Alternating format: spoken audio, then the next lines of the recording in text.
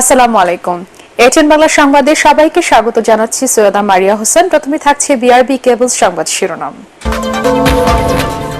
ভারতের বাঁধ ভাঙা ঢলে সীমান্তের 5 জেলায় ভয়াবহ বন্যা, লাখো মানুষ পানিবন্দী, আখাউড়া স্থলবন্দর তলিয়ে গেছে, উদ্ধার কাজে সেনাবাহিনী। 1.5 মাস পর হাসপাতাল থেকে বাসায় কারামুক্ত খালেদা জিয়া, চিকিৎসার জন্য শীঘ্রই যাবেন বিদেশে।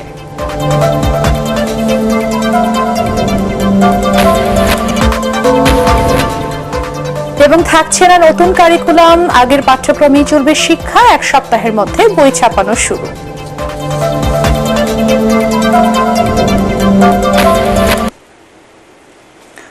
শুনছিলেন বিআরবি কেবলস সংবাদ শিরোনাম, এবারে বিস্তারিত। ভারতে বাঁধ ভাঙা, পাহাড়ি ঢল ও টানা ভারী বৃষ্টিতে ভয়াবহ বন্যা দেখা দিয়েছে দেশের সীমান্তবর্তী জেলা সিলেট, ব্রাহ্মণবাড়িয়া, ফেনী, হবিগঞ্জ ও মৌলভীবাজারে। কয়েক ঘন্টার মধ্যে এসব জেলায় অন্তত 200 গ্রাম পানিতে ডুবে গেছে। তলিয়ে গেছে পূর্বাঞ্চলের ব্যস্ততম আখাউড়া স্থলবন্দর। প্লাবিত হয়েছে আগরতলা আখাউড়া মহাসড়ক। বানভাসী ও পানিবন্দী মানুষকে উদ্ধারে অভিযান চালাচ্ছে সেনাবাহিনী। এরই মধ্যে ব্রাহ্মণবাড়িয়ায় পানিতে ডুবে এক গৃহবধূর মৃত্যু হয়েছে। প্রতিনিধিদের তথ্য ও ছবিতে আরো জানাচ্ছেন ফারহিন ইসলাম টুম্পা। রাতে হঠাৎ করেই উজান থেকে নেমে আসা পাহাড়ি ঢল ও টানা বৃষ্টিতে তলিয়ে যেতে থাকে সীমান্তবর্তী বেশ কিছু গ্রাম। প্রথমে খারাপ হয় সিলেট ও হবিগঞ্জ জেলার নিম্নাঞ্চলের পরিস্থিতি। কিছু বুঝে ওঠার আগেই অনেকের বাড়িঘর তলিয়ে যায়, অনেকে আটকা পড়েন পানির মধ্যে। টানা ভারী বৃষ্টি ও সীমান্তের ওপার থেকে আসা পাহাড়ি ঢলে মুহুরী, কহুয়া ও সিলোনিয়া নদীর বন্যা নিয়ন্ত্রণ বাঁধের 27টি অংশ ভেঙে গেছে। পানি ঢুকে একের পর এক গ্রাম তলিয়ে যাচ্ছে। প্রায় 2 লাখ মানুষ পানিবন্দী হয়ে পড়েছেন ফেনীর সীমান্তবর্তী ওই উপজেলাগুলোতে। দুপুর থেকে পানিবন্দী মানুষকে উদ্ধার শুরু করেছে সেনাবাহিনী। ব্যবহার করা হচ্ছে স্পিড বোট ও হেলিকপ্টার।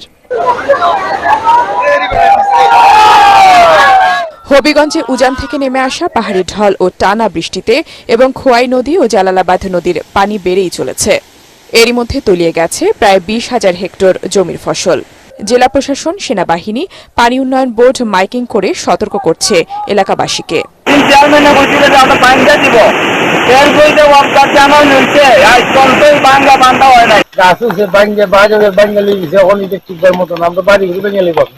ভারতের ত্রিপুরায় অতিবৃষ্টির কারণে বাংলাদেশের উত্তর পূর্বাঞ্চলীয় সীমান্তবর্তী নদীবেষ্টিত মৌলভীবাজার জেলার সবকটি নদীর পানি বেড়েছে।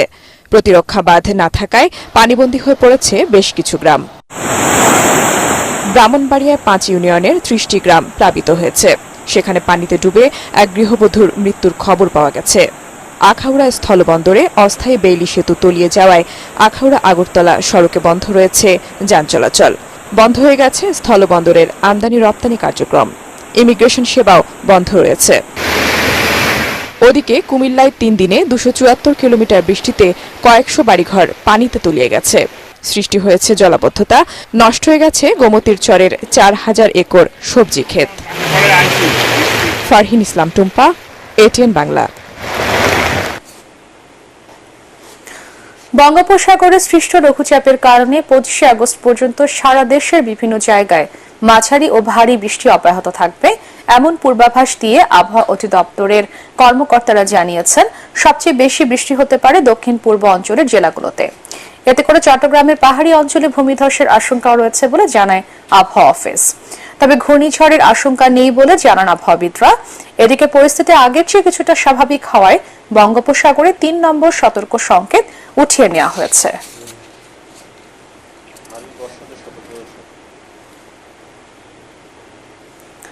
দেড় মাস পর হাসপাতাল থেকে বাসায় ফিরেছেন বিএনপি চেয়ারপারসন বেগম খালেদা জিয়া। রাত 8:30টায় এভার কেয়ার হাসপাতাল থেকে গুলশানের বাসা ফিরোজায় ফেরেন তিনি। এ সময় হাসপাতালের গেইটে কয়েক হাজার নেতাকর্মী দলীয় নেত্রীকে নিয়ে স্লোগান দেয়। খালেদা জিয়ার ব্যক্তিগত চিকিৎসক এজেডএম জাহিদ হোসেন জানান, মেডিকেল বোর্ডের পরামর্শক্রমে বেগম জিয়া বাসায় ফিরলেও চিকিৎসকদের নিবিড় পর্যবেক্ষণে থাকবেন তিনি। শীঘ্রই উন্নত চিকিৎসার জন্য তাকে বিদেশে নিয়ে যাওয়া হবে। গত 8 জুলাই গভীর রাতে অসুস্থ হয়ে পড়লে এভার কেয়ার হাসপাতালে ভর্তি হন খালেদা জিয়া। 7 আগস্ট রাষ্ট্রপতি মোহাম্মদ শাহাবুদ্দিন সংবিধানের 49 অনুচ্ছেদের ক্ষমতা বলে সাবেক প্রধানমন্ত্রী খালেদা জিয়া দণ্ড মওকুফ করে তাকে মুক্তির আদেশ দেন।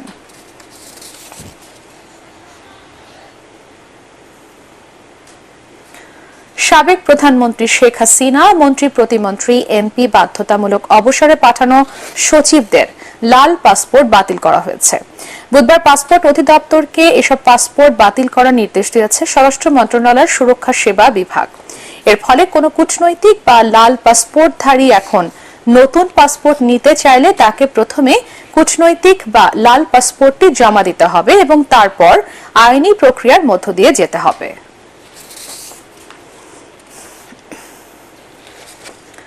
চলতি মাসেই গুম সংক্রান্ত জাতিসংঘের আন্তর্জাতিক কনভেনশনে স্বাক্ষর করবে বাংলাদেশ। ইতোপূর্বে শেখ হাসিনার সরকার এই কনভেনশনে স্বাক্ষর করেনি জানিয়ে প্রধান উপদেষ্টার প্রেস সচিব শফিকুল আলম বলেন, দেশের প্রত্যেকটি গুমের তদন্ত ও বিচার হবে। শীঘ্রই এই সংক্রান্ত একটি কমিশন গঠন করা হবে বলেও জানান তিনি। অন্তর্বর্তীকালীন সরকারের প্রধান উপদেষ্টার দৈনন্দিন কার্যক্রম জানাতে রাজধানীর ফরেন সার্ভিস একাডেমিতে আয়োজিত ব্রিফিংয়ে তিনি এসব কথা বলেন। প্রধান উপদেষ্টা বাংলাদেশ থেকে পাচার হওয়া অর্থ ফেরত আনতে যুক্তরাজ্যের সহযোগিতা চেয়েছেন বলে জানান প্রেস সচিব।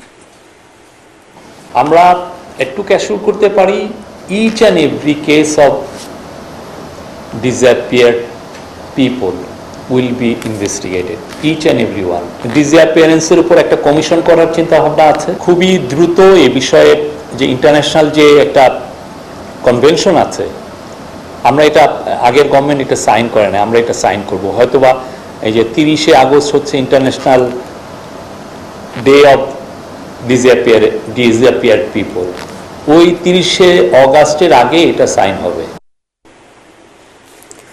আগামী বছর থেকে শিক্ষার্থীদের নতুন কারিকুলামে বই পড়ানো হবে না, ফেরা হবে পুরনো পাঠ্যক্রমে। এক সপ্তাহের মধ্যেই বই ছাপানোর কাজ শুরু হবে। সচিবালয়ে সাংবাদিকদের এসব জানিয়েছেন শিক্ষা উপদেষ্টা ডক্টর ওয়াহিদুদ্দিন মাহমুদ। তবে যারা নতুন কারিকুলামে ক্লাস 9-এ পড়ছে, এই অনুযায়ী এসএসসিতে তাদের ন্যূনতম পরীক্ষা নেওয়া হবে। মাহবুব কবির চপলের রিপোর্ট।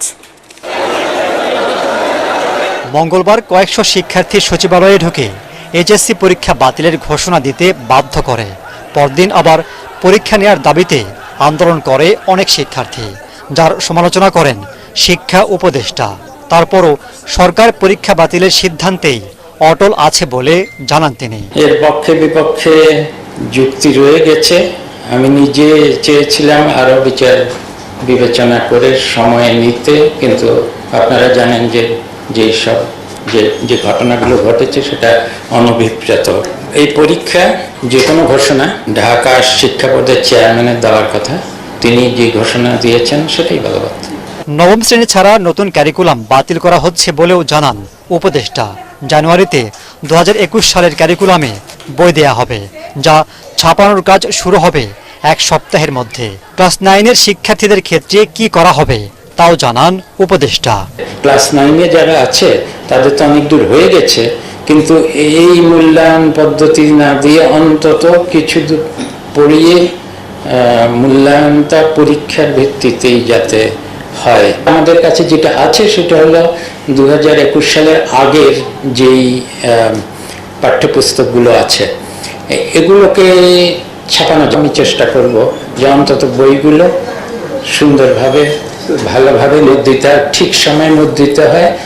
আর্থিক অনিয়ম হবে না, এটা আমি নিশ্চিত করব। উপদেষ্টা বলেন, দশম শ্রেণী পর্যন্ত যে একমুখী শিক্ষা চালু করা হয়েছিল তা বাতিল করা হচ্ছে।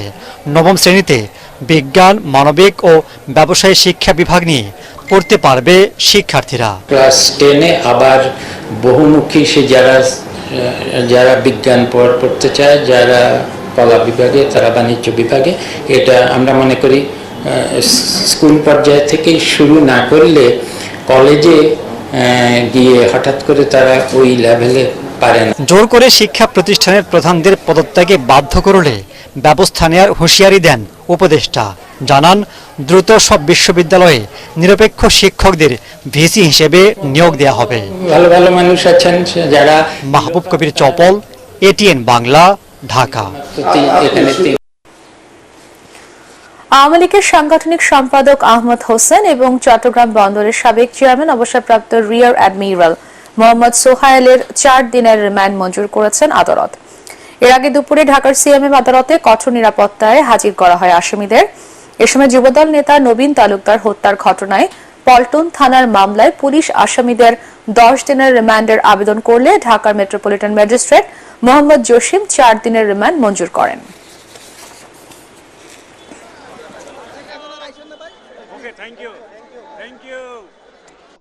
কর্মকর্তা আদালতে বলেন যে এই মামলার প্রাথমিক তদন্তে এই 2 জন আসামির প্রত্যক্ষ সম্পর্ক রয়েছে এবং তাদের নির্দেশে এবং তাদের যোগসাজশে এই হত্যাকাণ্ডটি সংঘটিত হয়।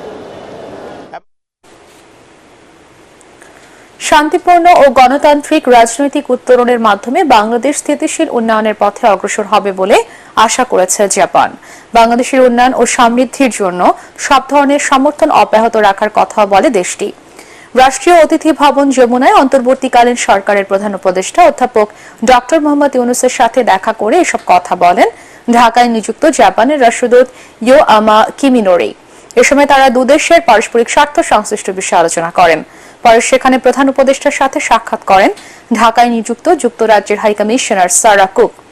এ সময় উপদেষ্টা আলী ইমাম মজুমদার, টেকসই উন্নয়ন লক্ষ্যমাত্রার মুখ্য সমন্বয়ক লামিয়া মোর্শেদ, প্রধান উপদেষ্টার প্রেস সচিব শফিকুল আলম উপস্থিত ছিলেন।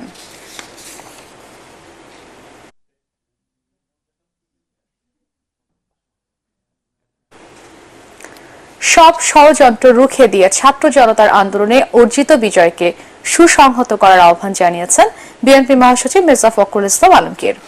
গণতন্ত্র প্রতিষ্ঠার আন্দোলনে বিএনপির 2000-এর বেশি এবং কোটা সংস্কার আন্দোলনে 198 জন নেতাকর্মী প্রাণ দিয়েছে বলে এক সংবাদ সম্মেলনে জানান মহাসচিব। দলের 46তম প্রতিষ্ঠা বার্ষিকী উপলক্ষে 5 দিনের কর্মসূচি ঘোষণা করেন তিনি।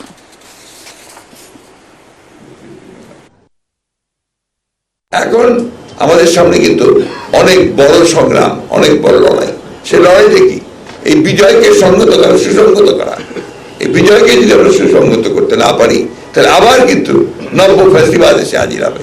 এ ব্যাপারে আমাদের খুব স্পষ্ট সিদ্ধান্ত হয়েছে যে আমরা কোন রকম কোন বিশৃঙ্খলা, সন্ত্রাসকে আমরা সহ্য করব না। আলোচিত এসালম গ্রুপের নিয়ন্ত্রণে থাকা সব ব্যাংকের পরিচালনা পর্ষদ ভেঙে দেয়া হবে বলে জানিয়েছেন বাংলাদেশ ব্যাংকের governor doctor Ahsan H Mansur. একই সাথে ইসলামী ব্যাংকের সব শেয়ার প্রাথমিকভাবে সরকার নিয়ে নেবে এবং শীঘ্রই ব্যাংকের পরিচালনা পর্ষদ ভেঙে নতুন পর্ষদ গঠন করা হবে বলে জানান তিনি। দেশের অর্থনীতি স্থিতিশীল রাখাই সামনের দিনগুলোতে সবচেয়ে বড় চ্যালেঞ্জ বলেও জানান বাংলাদেশ ব্যাংকের গভর্নর। শারফুল আলমের রিপোর্ট। অন্তর্বর্তীকালীন সরকার গঠনের পর থেকেই এসালম গ্রুপের নিয়ন্ত্রণে থাকা ইসলামী ব্যাংকসহ 6টি ব্যাংকের নানা দুর্নীতি অনিয়ম উঠে আসে। একই সাথে ব্যাংকটির পরিচালনা পর্ষদ ভেঙে দেওয়ার দাবিও জানান কর্মকর্তা কর্মচারীরা। ইসলামী ব্যাংকের মালিকানা থাকায় ওই ব্যাংকের একাংশের প্রতিনিধিরা বাংলাদেশ ব্যাংকের গভর্নরের সাথে বৈঠক করেন। তারা অবিলম্বে এসালম গ্রুপের নিয়ন্ত্রণাধীন বর্তমান পরিচালনা পর্ষদ ভেঙে দেওয়ার দাবি জানান। বৈঠক শেষে প্রতিনিধি দলের সদস্যরা জানান, 1.5 দশকে ব্যাংকটিতে ব্যাপক লুটপাট আর অনিয়ম হয়েছে বর্তমান পরিচালনা পরিষদে। নামে বেনামে হাতে নেওয়া হচ্ছে কয়েক হাজার কোটি টাকা। এই ব্যাংকটাকে ভবিষ্যতে যদি অর্থনীতিতে কন্ট্রিবিউট করার মতো অবস্থায় নিয়ে যেতে হয়, এটাকে কিভাবে আবার পুরনো অবস্থায় ফিরিয়ে আনা যায়, ইসলামী ব্যাংকগুলো যাতে কন্ট্রিবিউট করতে পারে ইকোনমিতে এবং সুন্দরভাবে যাতে চলতে পারে। গভর্নর মহোদয় কিছু কথা বলেছেন, আমরা জাস্ট আমাদের অনুভূতিটা ওনাদের সাথে শেয়ার করেছি। ইসলামী ব্যাংক নিয়ে গভর্নর জানান, যদি কেউ ইসলামী ব্যাংকের 2%-এরও বেশি শেয়ারের মালিক হন তবে পরিচালনা পর্ষদে তাদের বিষয়ে বিবেচনা করা হবে। পর্যায়ক্রমে এসালম গ্রুপের নিয়ন্ত্রণে থাকা সব ব্যাংকের পরিচালনা পর্ষদ ভেঙে দেওয়া হবে বলেও জানান গভর্নর। অর্থনীতি স্থিতিশীল রাখায় এখন সবচেয়ে বড় চ্যালেঞ্জ বলেও জানান তিনি। যারা ব্যাংকের টাকা নিয়ে গেছে তাদের কাছ থেকে টাকা উদ্ধার করতে হবে। তাদের টাকা উদ্ধার না হওয়া পর্যন্ত তাদের যে শেয়ারগুলো আছে সেটা সরকারি মালিকানা থাকবে। এসালম গ্রুপের শেয়ার হোল্ডিংটাকে সরকারিভাবে টেক ওভার করবো আইনগতভাবে এগেইনস্ট তার লায়াবিলিটি। বাংলাদেশ ব্যাংকের পক্ষ ছোট আকারের একটা বোর্ড আমরা ওখানে বসিয়ে দেবো। আস্তে আস্তে যাচ্ছি, ইসলামী ব্যাংক দিয়ে শুরু করি। আমরা একটা কালকে করেছি, একটা যাবো, আমরা আস্তে আস্তে যাবো, তাড়াহুড়ার কিছু নাই। মোটামুটিভাবে ওই ব্যাংকগুলোকে তো আমরা কন্টেইন করে রেখেছি। আমরা তো তাদেরকে ট্রানজ্যাকশন করতে দিচ্ছি না বড় রকমের কোনো কিছু। তাদের শেয়ারও তারা হস্তান্তর করতে পারছে না, তাদের কোনো লোনও দিতে তারা পারছে না, কাজে ড্যামেজ কন্ট্রোলটা আমরা করে রাখছি। এখন আমরা ভালো লোক খুঁজতে তো একটু টাইম লাগে। আমার এখনকার যে চ্যালেঞ্জটা হচ্ছে অর্থনৈতিক চ্যালেঞ্জগুলো মোকাবেলা করার জন্য আমাদের কোঅর্ডিনেটেড রয়েছে, দ্রুত পদক্ষেপ নিতে হবে। এক প্রশ্নের জবাবে গভর্নর জানান, ব্যাংকের ভিতরেও সংস্কার করা হচ্ছে, আর ভবিষ্যতে কেউ যাতে অনিয়ম করে পার না পায় সে ব্যাপারেও পদক্ষেপ নিচ্ছে কেন্দ্রীয় ব্যাংক। শুধু ইসলামী ব্যাংকের ক্ষেত্রে এটাকে। শরফুল আলম, এটিএন বাংলা, ঢাকা। আওয়ামী লীগ সরকারের সংশোধিত সংবিধান বাতিল করে দ্রুত নতুন সংবিধান প্রণয়ন করার আহ্বান জানিয়েছেন কবি ফরহাদ মাজহার। জাতীয় প্রেস ক্লাবে এক সেমিনারে তিনি বলেন, হিটলার মুসলিনের মতো শেখ হাসিনাও নির্বাচনের নামে ফ্যাসিজম কায়েম করেছিল। এ সময় অন্তর্বর্তীকালীন সরকারের প্রধান উপদেষ্টা ডক্টর মোহাম্মদ ইউনূসকে রাষ্ট্রপতির মর্যাদা দেওয়ার আহ্বান জানান তিনি। এছাড়া নতুন গঠনতন্ত্র প্রণয়ন না করা পর্যন্ত এই সরকারকে সমর্থন করতে সকল রাজনৈতিক দলকে আহ্বান জানান তিনি। আরো জানাচ্ছেন মুশফিকুর রহমান। জাতীয় প্রেস ক্লাবে প্রতিবাদী নাগরিক সমাজের গণ অভ্যুত্থান এবং আমাদের করণীয় শীর্ষক সেমিনারে ফ্যাসিবাদের পতন, অন্তর্বর্তীকালীন সরকারের করণীয় সম্পর্কে প্রস্তাবনা তুলে ধরেন ডক্টর আনোয়ারুল্লাহ চৌধুরী। এতে প্রধান আলোচক হিসেবে উপস্থিত ছিলেন কবি ফরহাদ মাজহার। তিনি বলেন, সকল দলমতের অংশগ্রহণে একটি সফল গণ অভ্যুত্থান হয়েছে, তাই জনগণের চাহিদা অনুযায়ী সংবিধান করতে হবে। তিনি আরো বলেন, এখনও শেখ হাসিনার সংবিধানকে বহাল রাখার পায়তারা চলছে, দ্রুত নতুন সংবিধান প্রণয়নের দাবি জানান তিনি। এই সংবিধানের জন্য আমরা লড়াই করেছি, যে দিয়েছেন আপনারা না, এই সংবিধানকে উৎখাত করার জন্য আমরা লড়েছি। আমরা যে সংবিধান মেনে বিপ্লব করেছি, আমরা সংবিধান বিরোধী কাজ করেছি। ফলে এই সংবিধান রাখা মানে এই পুরো গণ অভ্যুত্থানকে অপমান করা। যারা ফ্যাসিস্ট তারা আমাদের শত্রু, আর আমরা যারা তাদের বিরুদ্ধে লড়াই করেছি আমরা জনগণ। ফলে জনগণের কিন্তু ক্ষমতা প্রতিষ্ঠিত হয়েছে, কিন্তু পুরোপুরি আমরা এটা পারিনি বলে এখনো শেখ হাসিনার সংবিধানকে চালু করবার চেষ্টা চলছে এবং সংবিধানের মধ্যে পুরো গণ অভ্যুত্থানকে ঢুকিয়ে ফেলা হয়েছে। এটা আমরা মানি না। এ সময় অন্তর্বর্তীকালীন সরকারকে জনগণের নির্বাচিত সরকার দাবি করে প্রধান উপদেষ্টা ডক্টর মোহাম্মদ ইউনূসকে রাষ্ট্রপতির মর্যাদা দেবার দাবি জানান তিনি। এছাড়া আগামী দিনে কোনো ফ্যাসিস্ট রাষ্ট্র ব্যবস্থা যাতে দেশের নিয়ন্ত্রণ নিতে না পারে সেজন্য সকল রাজনৈতিক দলকে একযোগে কাজ করার আহ্বান জানান তিনি। শেখ হাসিনা ভারতে কোন স্ট্যাটাসে আছে, তিনি কি শরণার্থী না তিনি কোথায়, এটা আমরা জানি না। ক্রমাগত ষড়যন্ত্র চলছে এবং তিনি 15 আগস্টে কিন্তু তিনি ঠিকই শোক পালন করেছেন, কারণ তার ধারণা ছিল তিনি 15 এবং 21 আগস্টে একটা মাসাকার করবেন। আপনি কি বলে এই সংখ্যালঘুদের কথা বলে বিভিন্ন রকম আইন শৃঙ্খলা ভঙ্গ করে। এখনো কিন্তু আমাদের বিপদ শেষ হবে। যে কোনো মুহূর্তে ভারত কিন্তু এখানে একটা বড় ধরনের মাসাকার করতে পারে। আমাদের মধ্যে যখন কোনো বিভেদ তৈরি হয় সঙ্গে সঙ্গে ঘটনাটা ঘটে। এ সময় সংবিধান পরিবর্তন ছাড়া নির্বাচন না দিতে অন্তর্বর্তীকালীন সরকারের প্রতি আহ্বান জানান ফরহাদ মাজহার। মুশফিকুর রহমান, এটিএন বাংলা, ঢাকা। ৭১ টেলিভিশনের চাকরি থেকে অব্যাহতি পাওয়া বার্তা প্রধান শাকিল আহমেদ ও প্রধান প্রতিবেদক উপস্থাপক ফারজানা রূপাকে ঢাকার হযরত শাহজালাল আন্তর্জাতিক বিমানবন্দর থেকে গ্রেফতার করা হয়েছে। ঢাকা মহানগর পুলিশের গোয়েন্দা বিভাগ তাদের গ্রেফতার করে। রাজধানীর উত্তরার পূর্ব থানার একটি হত্যা মামলায় তাদের গ্রেফতার দেখানো হয়েছে। শাকিল ও ফারজানার স্বামী স্ত্রী তাদেরকে গ্রেফতার করে ডিবি অফিসে নেওয়া হয়।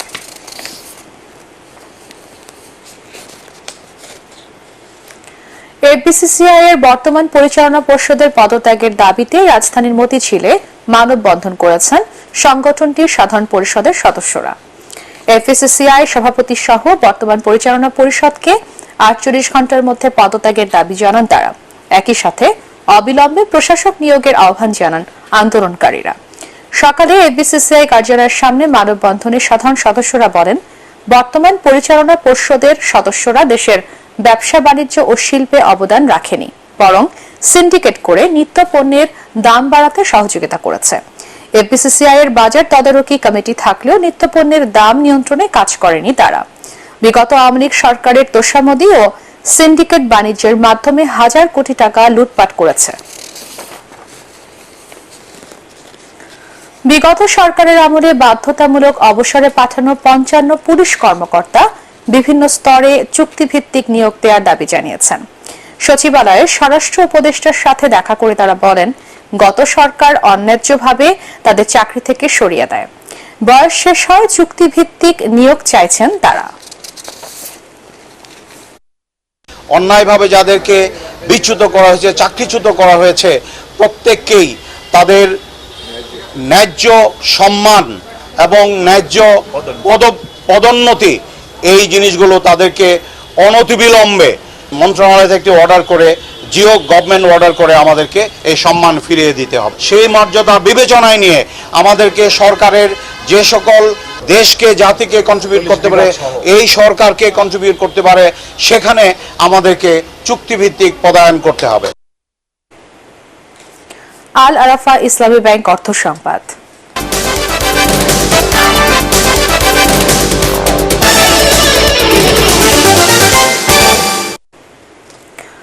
মোবাইল ফিনান্সিয়াল সার্ভিস নগদে প্রশাসক নিয়োগ দিয়েছে বাংলাদেশ ব্যাংক।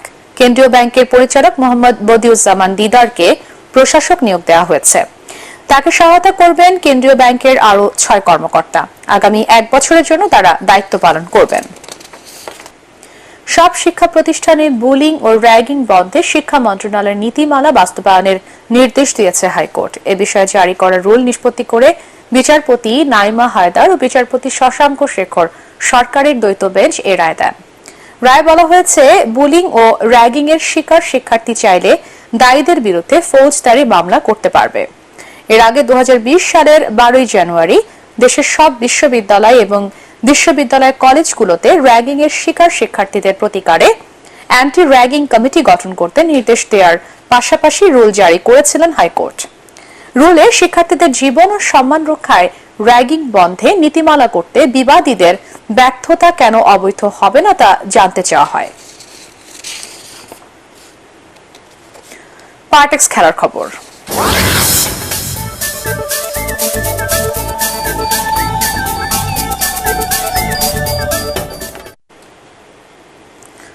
দায়িত্ব নিয়ে ক্রিকেট বোর্ডের সংস্কারের কথা বললেন বিসিবির নতুন সভাপতি ফারুক আহমেদ। মিরপুরে আনুষ্ঠানিক সংবাদ সম্মেলনে বোর্ড প্রধান জানান, কোচ চন্ডিকা হাথুরু সিংহের বিকল্প চান তিনি। রিপোর্ট করছেন এস.এম. আশরাফ।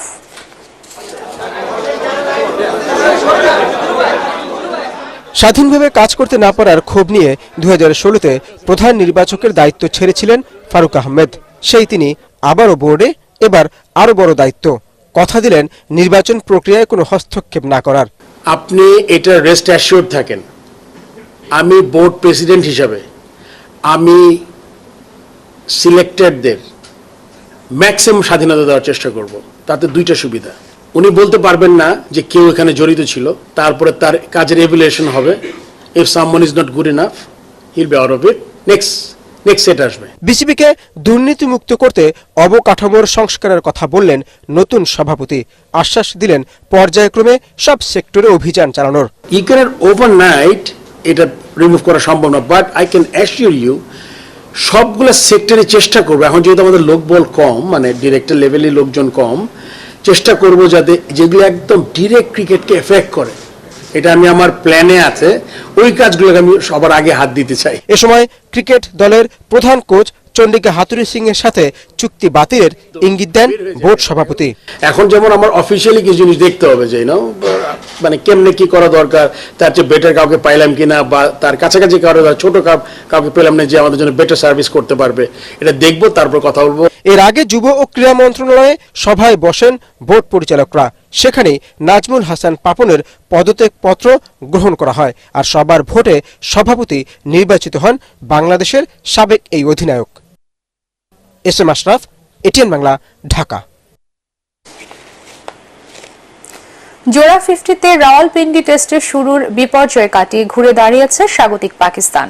বৃষ্টিবিঘ্নিত প্রথম দিনের খেলা শেষে বাংলাদেশের বিপক্ষে তাদের সংগ্রহ 4 উইকেটে 158 রান।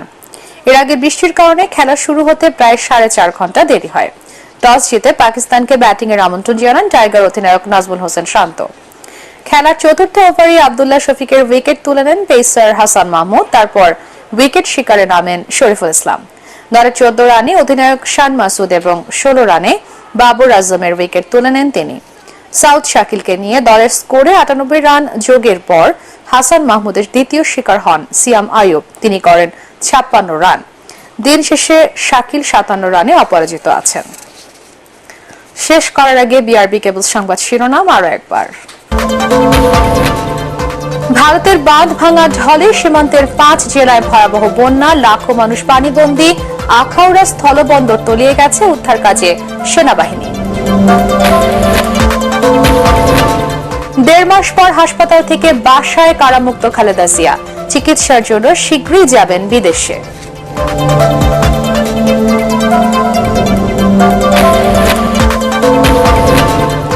এবং থাকছে না নতুন কারিকুলাম, আগের পাঠ্যক্রমেই চলবে শিক্ষা, 1 সপ্তাহের মধ্যে বই ছাপানো শুরু।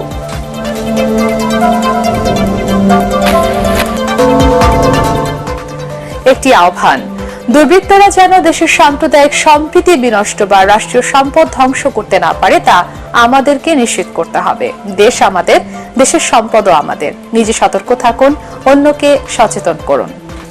পরবর্তী সংবাদ দেখার আমন্ত্রণ জানিয়ে এখনকার মতো শেষ করছি। এটিএন বাংলার সংবাদ ইউটিউবে দেখতে ব্রাউজ করুন youtube/ATN বাংলা নিউজ। ধন্যবাদ সবাইকে।